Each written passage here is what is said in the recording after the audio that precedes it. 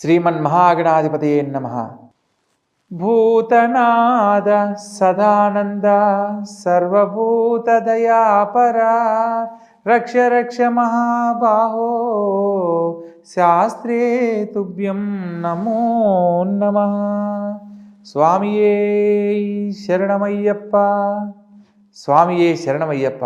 స్వామి శరణం, స్వామి శరణం.